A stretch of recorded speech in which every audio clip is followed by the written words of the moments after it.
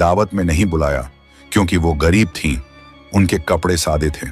लेकिन याद रख, वो फातिमा हैं, जन्नत की औरतों की सरदार।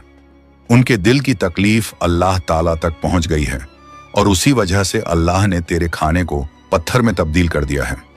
यह सुनकर कुलसूम का दिल टूट गया। उसकी रूह कांप उठी, होंठ थरथराने लगे और आंखों से आंसू बहने लगे। वो सिसकते हुए बोली, हाय अल्लाह, मैंने तो कभी नहीं सोचा था कि मेरी इस गलती की इतनी सख्त सजा मिलेगी। ऐ अल्लाह के नबी, अब मैं क्या करूं? मुझसे बहुत बड़ी गलती हो गई है। मेरी तौबा कबूल करवा दीजिए, वरना मेरी इज्जत, मेरा सब कुछ चला जाएगा। नबी करीम सल्लल्लाहु अलैहि वसल्लम ने नरमी और रहमत भरे लहजे में फरमाया, बेटी, अब इस मसले का हल सिर्फ तुम्हारी बहन फातिमा रजी अल्लाहु अन्हा के हाथ में है। अगर वो तुमसे खुश हो जाएंगी तो अल्लाह ताला भी तुझसे राजी हो जाएगा। यह सुनते ही कुलसूम ने बिना एक पल की देरी किए अपनी चादर ओढ़ी और तेजी से दौड़ती हुई फातिमा रजी अल्लाहु अन्हा के घर पहुंची। दरवाजे पर पहुंचकर उसने जोर से आवाज दी, ऐ मेरी बहन फातिमा, दरवाजा खोलो।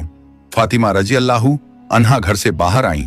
उन्होंने अपनी बहन की हालत देखी, कपड़े बिखरे हुए, चेहरा आंसुओं से भीगा हुआ। उन्होंने हैरानी से पूछा, ऐ मेरी बहन, तुम इतनी परेशान क्यों लग रही हो? आज तो तुम्हारे घर में बड़ी दावत थी, सब इंतजाम तो तैयार था। कुलसूम रोते हुए उनके पैरों में गिर गई और बोली, ऐ मेरी बहन, मुझे माफ कर दो। मैंने तुम्हें अपनी दावत में नहीं बुलाया। मैंने गलती की, बहुत बड़ी गलती।